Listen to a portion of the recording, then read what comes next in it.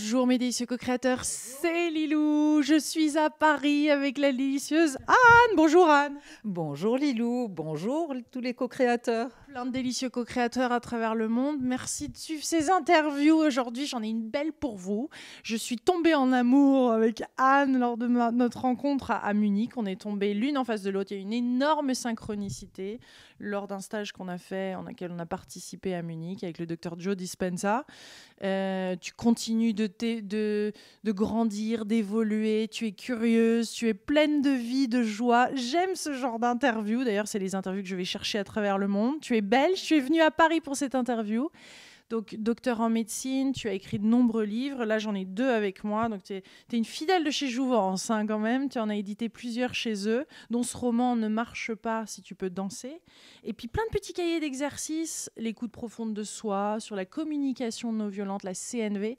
Donc, on va démarrer cette interview par vraiment quelques bases, hein, de la CNV. On va tout remettre à plat, et puis surtout ta vision de comment tu vois la CNV, en quoi c'est utile dans notre vie. Et puis, petit à petit, on va explorer différents aspects de tout ça, parce que tu as quand même dédié ta vie à ça. Depuis 1995, tu as été formé à la communication non violente.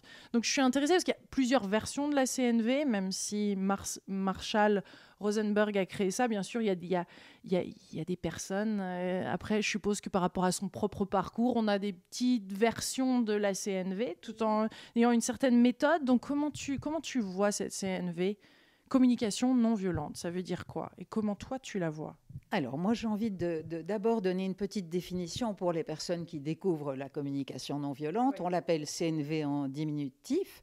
Eh bien pour moi c'est 2 choses. Et la première que je vais citer, qui est la plus importante, c'est une certaine façon de penser et d'envisager la vie. Donc en communication non violente, on n'envisage pas la vie en termes de « je pense et j'agis ». Donc on ne se préoccupe pas uniquement de ce qui doit être produit, mais on se préoccupe en plus de ce que chacun vit. C'est-à-dire, pendant que je pense et j'agis, quand même je ressens des choses et j'ai des aspirations, des besoins, des rêves, des souhaits, des valeurs. Oui. Donc la CNV, c'est une façon de penser, d'envisager la vie. Et ensuite, il y a une autre chose qui est très importante, c'est une façon de parler, de s'exprimer, parce que parfois on a un cœur d'or et puis on est extrêmement maladroit, malhabile au niveau des mots et ça fait le bazar. Et parce que par exemple on donne des conseils, on veut consoler, on donne des solutions. En communication non violente, on se contente vraiment d'être à l'écoute la plus complète de soi-même et la plus complète de l'autre. Et on a confiance que dans cette écoute mutuelle, cette danse entre tes besoins et mes besoins, ton vécu et mon vécu, eh bien, la magie, c'est que la solution vient nous trouver. On n'a pas à chercher des solutions, à essayer de consoler ou de conseiller. Ça vient. Et évidemment, on donne des conseils à quelqu'un. Je voudrais rassurer ceux qui nous écoutent, mais seulement si celui-ci nous les demande. C'est ça, parce qu'on a tendance un peu à donner des conseils, oui. Oui, mais donner des conseils, c'est de l'amour, si on y réfléchit, c'est ce que je disais. On peut être plein d'amour et puis ensuite être très maladroit. Donc donner des conseils, c'est super, mais on ne le fait que si l'autre nous le demande devant notaire ou par recommandé, ou voilà. On ne s'impose pas, en gros. On est là dans l'écoute, donc on laisse place au silence, on écoute l'autre. Il y a une méthodologie? J'adore ce que tu dis. Il y a, si tu veux, une méthodologie qui est un peu comme une bouée de secours ou comme une béquille, une phrase qu'on appelle d'ailleurs la phrase béquille. Mais le plus important, c'est de devenir humain et de voir la qualité de silence que je peux mettre dans une relation pour que toute mon humanité s'y dédie, tu vois. Après, évidemment, on met des mots, mais le plus important, c'est l'intention. Et cette intention, elle se cultive, elle se travaille, elle se cisèle dans la qualité de silence que je peux faire dans ma tête, celle qui a envie de donner des solutions, de vite dire ce qu'elle sait ou quoi. Et puis, dans ce silence aussi qui fait un espace pour que je puisse accueillir ce que vit l'autre. Alors, ça commence. Ça, c'est comme ça que tu le vois, ou tu as appris différentes petites versions qui font que quand tu l'enseignes, c'est un peu différent de d'autres? Je veux dire, parce que je sais que tu as été championne olympique, présélectionnée aux Jeux Olympiques, c'est pas quand même tout le monde. Tu as élevé ta jument, tu adores les animaux, les chevaux, donc il y a eu une certaine, je suppose, qualité, exigence, discipline que tu avais avec la vie quand même pour en arriver là, une écoute aussi de l'animal, donc une écoute super ouverte. Donc, est-ce que tu as une façon de l'aborder qui est un petit peu différente? En quoi, toi, ça te passionne? Enfin, je veux dire, il y a certainement, très certainement une partie que tu trouves hyper performante dans tout ça et qui t'a aidé même dans tes propres, dans ta vie familiale, en compétition ou autre? Oui, alors si tu veux, donc moi j'ai une première particularité, c'est que j'ai cet art d'être disciple. Quand j'apprends quelque chose, comme chez Joe Dispenza à Munich, je prends le paquet de tout ce que je sais et je le mets de côté pour être vraiment comme une page blanche pendant le temps de l'apprentissage. Ouais. Ensuite, j'ai eu tellement d'amour et de respect pour Marshall Rosenberg qui, je trouve, avait franchement tout compris parce qu'il a rejoint, si tu veux, le côté relationnel au côté spirituel de la vie. Parce que la communication non violente, si je la pratique tous les jours, pour moi, c'est une voie d'éveil, tout simplement. Pourquoi c'est une voie d'éveil? Mais après ça, je vais perdre le fil de ce que... Oui. Bon, mais c'est pas repartir, mais en quoi c'est une voie d'éveil? C'est une voie d'éveil, parce que si quand j'ai envie d'étrangler quelqu'un, je me dis, mais c'est un être humain avec un sentiment et un besoin, je peux te dire que c'est pas trop facile. Et puis moi, je continue d'avoir aussi mes sentiments et mes besoins, qu'est-ce qu'on peut faire? Donc, me coltiner le travail de mon cerveau limbique qui me prend par la porte de derrière, le travail de transformer tous mes jugements qui sont des perles noires en perles dorées, c'est-à-dire que tout jugement, c'est l'expression maladroite d'un sentiment et d'un besoin. Je peux te dire que scoltiner ça tous les jours, moi ça fait 20 ans que j'y travaille, c'est vraiment un travail, j'ai envie de dire, tu connais le bouquin de Jack Canfield, Après l'extase, la lessive. Tu vois ça? Je ne l'ai pas lu celui-là, mais je le connais, oui. D'ailleurs, j'ai une super interview pour vous, je l'ai pu le rencontrer, oui. Ah bon? Ouais. Eh bien ici, si tu veux, la communication non violente, c'est avant l'extase, la lessive. Ouais. Est-ce que je suis capable tous les jours de me nettoyer, de m'embellir le cœur, de me simplifier aussi? Voilà, j'aime beaucoup cette phrase, pensez en homme cultivé, exprimez-vous en homme simple. La communication non violente, c'est très simple. On peut toujours faire des observations, on peut toujours imaginer qu'on est tous des humains avec un vécu ou plusieurs vécus qui nous habitent en même temps, avec des aspirations, et puis on peut toujours voir qu'est-ce qui peut être fait pour que tu comptes autant que moi, tu vois. Ouais. Alors tu me demandais, donc j'étais partie... à ton propre parcours. Voilà, j'étais partie sur le fait que moi je suis très disciple et donc je suis restée extrêmement puriste par rapport à ce que Marshall Rosenberg m'a transmis. Et à ce stade-ci, je ne vois pas ce que je pourrais apporter de plus stricto sensu à la communication non violente. Par contre, comme je suis médecin, si tu veux, j'ai une passion, c'est de voir comment mes transmissions peuvent être des outils de guérison pour les personnes qui me côtoient, qui viennent en écoute chez moi ou en stage chez moi. Et j'adore faire des ponts, j'adore relier les choses. Et donc, j'aime beaucoup relier la communication non violente, par exemple, avec la sagesse que nous transmet Joe Dispenza. Parce que Joe, il nous explique d'une façon extrêmement simple, structurée et en même temps élevée, que notre personnalité, c'est la somme de nos pensées, de nos états d'âme et de nos actes. Et Marshall Rosenberg, qu'est-ce qu'il a fait? Il nous a demandé de devenir conscient de nos vécus, de nos états d'âme, de savoir quels actes on pose. Est-ce que ça va servir à la fois mes besoins et ceux de l'entourage, les tiens par exemple, tu vois? Et aussi de prendre mes pensées comme des perles. C'est pas que je doive me dire, si j'ai un jugement sur un autre, je dois m'en passer. Non, mon jugement, c'est l'expression tragique et maladroite de certains besoins. Donc, si j'ai un gros jugement sur quelqu'un du genre, il ne pense qu'à lui, eh bien, je vais prendre ce jugement, je vais prendre un petit carnet peut-être et me demander comment je me sens quand je me dis ça. Il ne pense qu'à lui, je me sens déçue, je me sens peut-être un petit peu perdue. Et qu'est-ce que j'ai comme besoin? J'ai besoin de croire que je compte. J'ai besoin, moi aussi, d'occuper un espace. J'ai besoin d'avoir ma place. Et puis, quel acte je pourrais poser? Eh bien, je vais lui dire, est-ce que tu serais d'accord d'entendre mon point de vue? Tu vois, donc cette communication non violente, elle est très simple et elle me permet de transformer tout ce mental qui est plutôt orienté depuis 8000 ans à juger, à évaluer, etc. C'est l'orienter vers rejoindre mon cœur et c'est franchir cette toute petite distance entre la tête et le cœur, tu vois, en me travaillant au niveau de mes pensées et en les retravaillant jusqu'à ce que j'arrive à quelque chose qui va me servir moi, sans que ça soit jamais au détriment de quiconque. Voilà.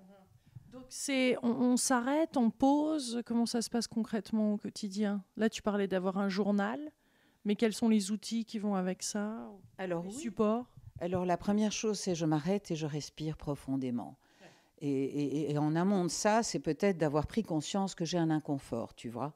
Et parfois, j'en prends même pas conscience. Il me faut plusieurs jours pour réaliser, tiens, je suis ronchon depuis quelques jours, j'en ai marre là. Ah, tiens, tiens, tiens, qu'est-ce que je n'ai pas écouté en moi? Donc, ça peut être, je m'arrête avec un petit cahier. Moi, j'adore les petits cahiers parce que je peux y noter tous les noms d'oiseaux dont j'ai envie de traiter quelqu'un, tu vois. Et puis, Carrément. oui, Donc tu te lâches avant de... Ah oui. voilà. Marshall disait qu'on pouvait peindre les murs avec toutes les injures qu'on pensait sur quelqu'un, tu vois. Mais après ça, je les retravaille parce que chaque injure que j'ai envie de dire à quelqu'un, c'est une perle. Elle contient mes sentiments, mes frustrations, etc., mes colères, autant les lâcher sur le papier qu'en live. Et puis mes besoins. Et puis quand je suis reliée à mes besoins, il y a un moment où ça devient très sexy, tu vois. Et ça devient sexy quand je peux nommer mes besoins sans que l'autre soit dans la photo. Ce qui te conviendra n'est pas si simple. Hein. Parce qu'au départ, si je dis j'ai besoin d'aide ou j'ai besoin d'écoute, c'est sous-entendu de ta part, vieux cochon, tu ne m'as pas assez écouté ou aidé dans ceci ou dans cela. Alors si j'ai de l'aide et de l'écoute, je peux me poser une deuxième question, quel besoin ça assouvirait? Ah, besoin de détente. Ok, j'ai besoin de me détendre. Là, il est moins dans la photo déjà l'autre. Et puis si j'ai cette détente, ah, mais je vais être plus sympa ou plus rigolote. Ok.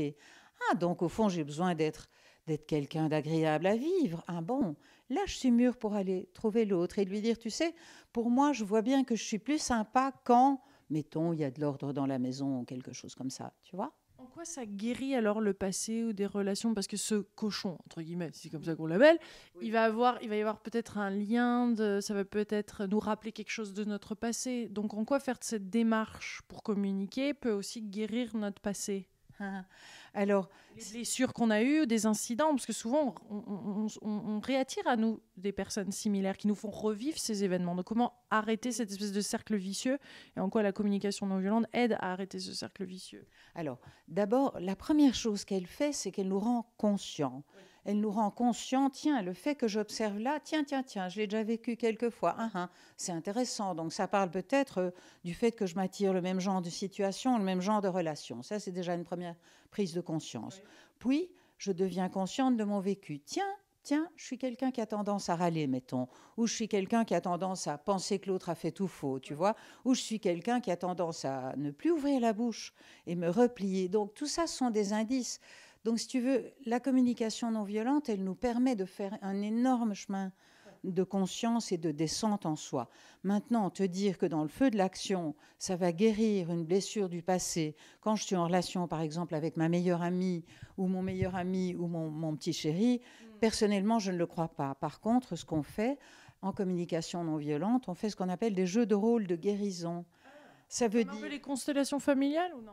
Il y a des points communs, bien sûr, oui. Oui, il y a des points communs. En même temps, ça veut dire que si quelqu'un vient chez moi et a des difficultés avec sa mère, mettons, eh bien, je vais endosser le rôle de sa maman.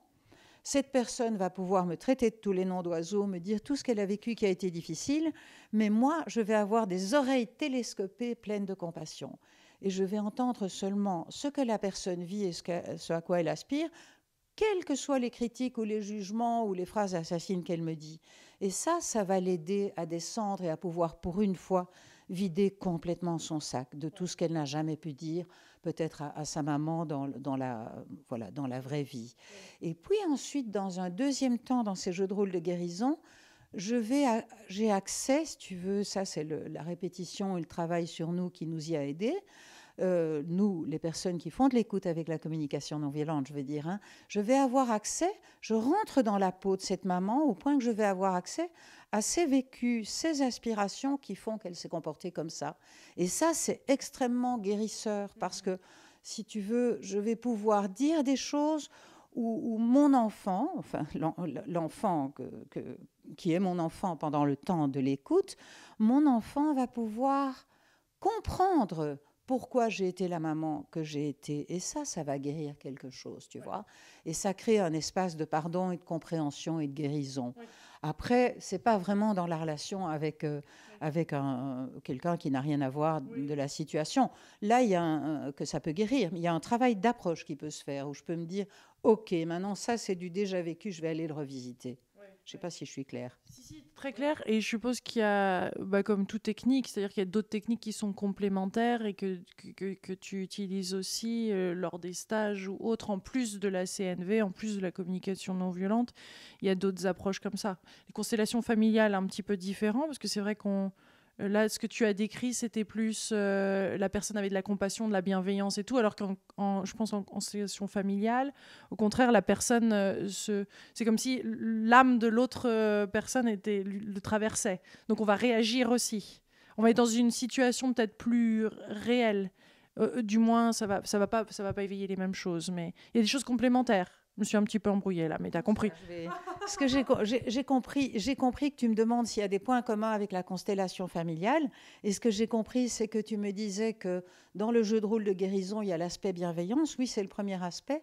Mais dans le deuxième aspect, je reviens à moi dans la peau de la personne que j'incarne. Et là, c'est totalement comme en constellation familiale, dans le sens où toi, si tu viens me trouver et que tu veux faire un jeu de rôle où tu veux pouvoir traiter ta maman de tous les noms d'oiseaux et lui dire tout ce que tu as souffert et qui n'a pas été vécu, tu dégages en quelque sorte son champ morphogénétique, celui de ta maman.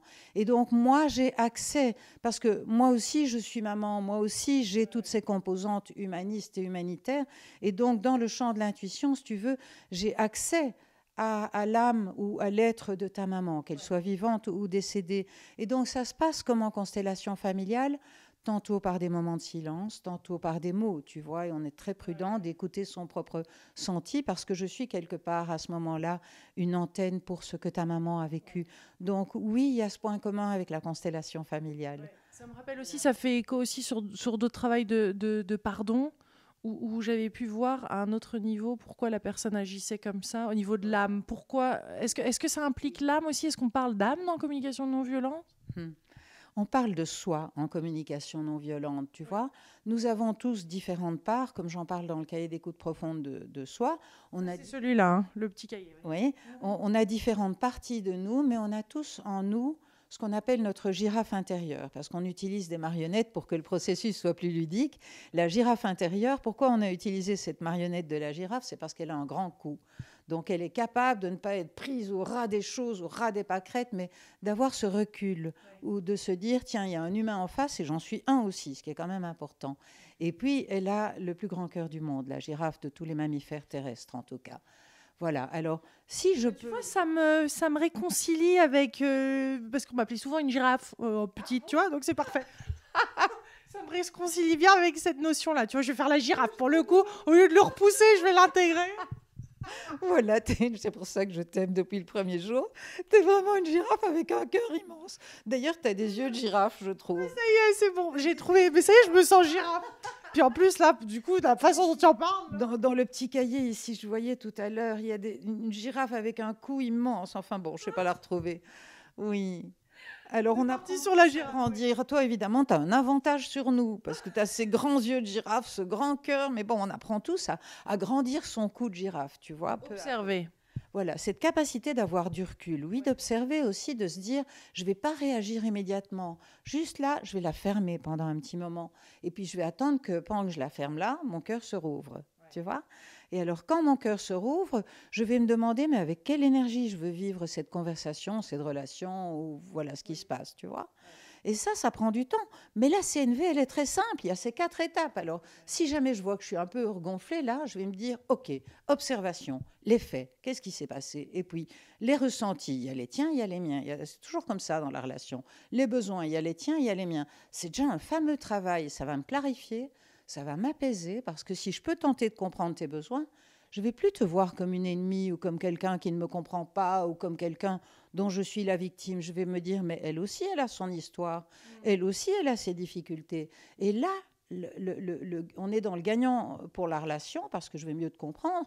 Mais moi, je suis gagnante parce que quelque part, quand je te vois comme un être humain avec des besoins, ça va, si tu veux, ça va désamorcer ma propre violence et c'est très bon pour mon corps. Parce que j'ai quand même envie de dire au passage que Joe Dispenza explique que quand je cultive des états d'âme du genre méfiance, amertume, rancœur, colère ou agressivité, en moins de 3 minutes, je sécrète plus de 1200 substances toxiques pour le corps. Donc, tu vois, C'est pour ça que moi, en tant que médecin, je suis absolument enchantée d'enseigner la communication non violente, parce que je pense que c'est ma potion magique de médecin pour aider les gens à upgrader leurs gènes, c'est-à-dire s'ils avaient leurs gènes qui s'étaient un peu dégradés, qui sécrètent du coup, qui fabriquent des protéines de moindre qualité, on peut inverser la vapeur en cultivant des états d'âme élevés. Et ça, c'est quand même le premier but de la CNV.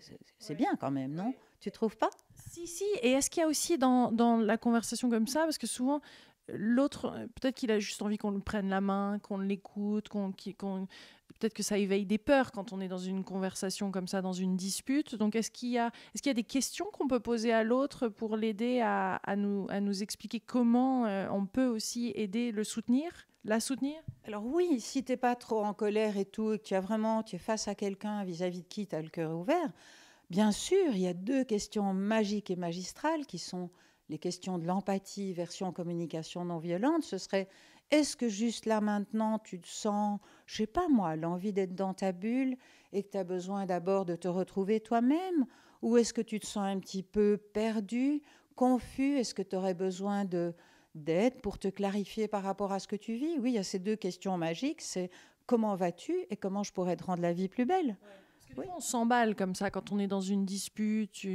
Donc peut-être que si l'une des 2 personnes veut faire une pause et se dire qu'est-ce que tu essayes d'exprimer vraiment ou qu'est-ce que je pourrais faire pour que tu te sentes bien ou écouter, puis reprenons ça plus tard, parce que des fois ça implique simplement une conversation qui est une des 2 personnes qui presse sur pause et puis on en reparle un petit peu plus tard, non? Comment désamorcer, ou comment dans le moment de feu comme ça où tout commence à partir en vrille, les 2 commencent à se disputer, comment faire pause?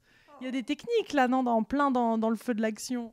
Alors, si tu veux, tu as mis le doigt sur quelque chose de très important. Si on est tous les 2 très remontés, ça va être très difficile. Il faut qu'à un moment donné, pour qu'une discussion puisse évoluer dans un sens vers plus d'harmonie, il faut qu'il y en ait un des 2 qui puisse télescoper son coup de girafe. Hein, c'est-à-dire se dire, oh, ici on est en train de partir en vrille, c'est pas ça à quoi j'aspire dans ma vie. Donc mon coup de girafe, c'est toujours par rapport à moi. C'est à quoi j'aspire juste là maintenant. J'aspire, est-ce que j'aspire à avoir raison ou à être heureuse? Ok, si je veux avoir raison, je continue, ping-pong. Si je veux être heureuse, comme tu dis, si je vois que je ne suis pas capable comme ça, je dis, serais-tu d'accord qu'on pose un quart d'heure? J'ai vraiment besoin de me retrouver moi-même et de retrouver mes valeurs essentielles, de savoir qu'est-ce qui est réellement important pour moi. Est-ce que de clarifier, d'avancer maintenant, ou est-ce que c'est d'abord de retrouver mon calme et puis de connaître mes besoins derrière mes besoins, c'est-à-dire mes aspirations profondes par rapport à notre relation? Hein, est-ce que j'ai besoin d'évolution avec toi? Est-ce que j'ai besoin... Voilà, il peut y avoir 1000 besoins, disons, mis en difficulté. Et puis aussi, alors si je pose un quart d'heure, pendant ce quart d'heure, je vais me dire, mais l'autre aussi, cette personne-là, elle a aussi ses besoins, ses aspirations. Peut-être que je peux aussi, pendant ce quart d'heure, faire très vite le point sur mes besoins et ses besoins. Toujours sur un petit cahier. Moi, j'adore le coup du petit cahier parce que ça me permet de rester centré sur mes objectifs et ma clarté. Parce que sinon, dès que mon cerveau limbique me reprend, mon cerveau émotionnel, eh bien, je risque un peu de dire n'importe quoi dans le feu de l'action, surtout si j'ai beaucoup d'enthousiasme et beaucoup de vie à l'intérieur, tu vois. Je ne sais pas toujours m'arrêter, ralentir. Donc là, on revient vers l'autre et on dit en gros merci d'avoir donné ce quart d'heure. Comment et on démarre par quoi? Je veux dire, pour rouvrir la conversation, parce que ça paraît jamais le bon moment non plus. On n'aime pas ces moments de conflit, de désaccord, c'est désagréable. Certains vont le fuir, d'autres vont aller en plein dedans. Bah, tu viens de le dire. Après mon petit quart d'heure, je peux revenir et je peux être juste toute simple et vraie et dire juste là, merci pour le quart d'heure. Ouais. J'avais besoin de me retrouver moi-même et grâce à ce quart d'heure, ça s'est fait. J'avais besoin de savoir qu'est-ce qui compte vraiment pour moi par rapport à nous. Et là, ça s'est fait. Et juste là maintenant, je voudrais te dire exactement ce que tu viens de dire. Je me sens maladroite, je me sens gauche, je ne sais plus très bien par quelle boule prendre.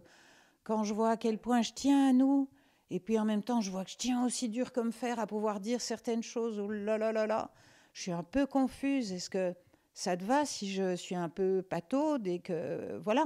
Donc je peux revenir de cette façon-là, soit en parlant de moi, en disant ce qui m'habite. Je vais à la pêche à ce qui m'habite. Et j'ai besoin de contribuer à, je ne sais pas, moi, dans l'histoire, à retrouver la paix avec toi, par exemple.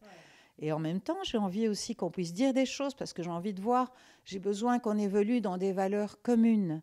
Et juste là, j'ai découvert que dans notre dernière discussion ou dispute, on n'avait peut-être pas les mêmes valeurs. Serais-tu d'accord, et toujours le point 4, qu'on prenne un temps pour partager quelles sont nos valeurs? Est-ce que ça te va maintenant ou est-ce que tu as besoin d'abord de t'exprimer, toi? Tu vois? Je vais toujours utiliser observation, sentiment, besoin et demande, tant pour moi que pour l'autre. Ou je pourrais revenir chez l'autre en disant, tu sais, après ce quart d'heure voilà, où j'ai été de mon côté, est-ce que ça va pour toi? J'ai envie de savoir, est-ce que tu te sens OK et confortable à l'idée de reprendre cette conversation ou est-ce que tu as besoin d'abord de déposer certaines choses pour toi, avoir un espace, tu vois? Parce que bien souvent, quand on n'a pas confiance en soi, et c'est la plupart des êtres humains où il y a un certain mal-être, on a envie d'imposer, ou on impose, ou on en parle, ou on retient, mais on n'est jamais dans l'autre est aussi important que nous. Soit on se met au-dessus, soit en dessous, on se dévalorise, on se survalorise, mais on n'est pas dans le je suis aussi importante que l'autre, et l'autre est aussi important que moi, non? Oui, effectivement, je trouve que c'est très très difficile et c'est peut-être ça la chose la plus précieuse que j'ai apprise avec la CNV, c'est ne plus jamais me mettre en dessous ou me mettre au-dessus. J'ai beaucoup de plaisir dans mes relations quand je reste dans la conscience que l'autre, quel qu'il soit, n'est ni mieux ni moins bien que moi. C'est juste un être humain qui a des besoins, peut-être pas les mêmes que moi au même moment, mais tout le monde, quelle que soit sa culture, quel que soit son genre, quelle que soit son éducation, on a tous besoin d'amour, besoin de sens, besoin de mettre de la beauté dans sa vie, besoin de, je sais pas moi, de manger, de boire, de dormir. On a tous les mêmes besoins.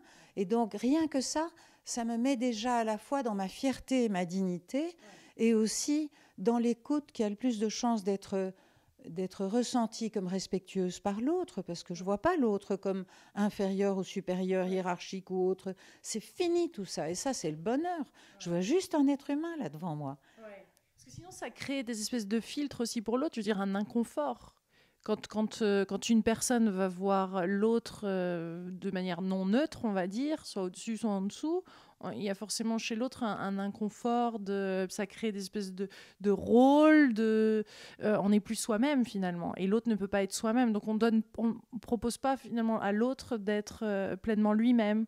Je veux dire, après, c'est vrai que ça complique énormément quand on ne voit pas les choses de neutre, quand on ne voit pas l'autre comme un autre être humain tel que nous, avec ses propres peurs et tout ça. C'est que ça fausse la donne, ça fausse la relation, ça fausse l'instant, ça fausse tout. Mais oui, et pour moi, je ne vois pas comment je pourrais de nos jours rencontrer vraiment l'autre si je n'avais pas la conscience de son humanité la plus profonde.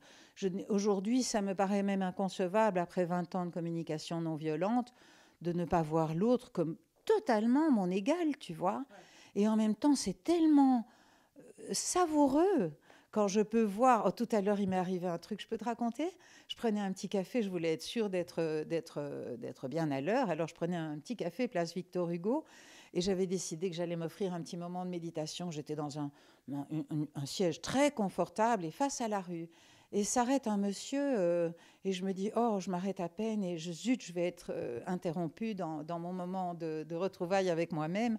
Et un monsieur très, très, disons, très large, très ample, avec aucune dent devant. Et au moment où il s'arrête, il m'arrête, il me dit quelque chose. Je me dis, oh là là là, la flûte. Et puis, je me suis tout de suite donné de l'écoute pour moi, de l'auto-empathie. Et donc, je me suis dit, ça va aller, t'inquiète pas, tu as besoin d'être avec toi-même et en même temps, tu as besoin d'être dans ta bonté. Et donc, je l'ai regardé avec un bon sourire. Et tu sais ce qu'il m'a dit? Il m'a dit, oh, vous êtes superbe là dans votre récamier. Voilà, le genre de fauteuil, il l'appelait un récamier. Et puis, il a ouvert la bouche avec un grand sourire. Il n'y avait pas une seule dent. Et il a eu un tel regard d'amour. Écoute, mon cœur a fondu, quoi. Et il s'en est fallu de peu que je me referme tout de suite, tu vois, pour rester dans ma petite bulle. Donc, il y a eu un moment où j'ai dû choisir. Et j'ai choisi pour l'ouverture. Et je te jure, 3, 4 minutes après qu'il soit passé, j'étais encore dans la... Comment?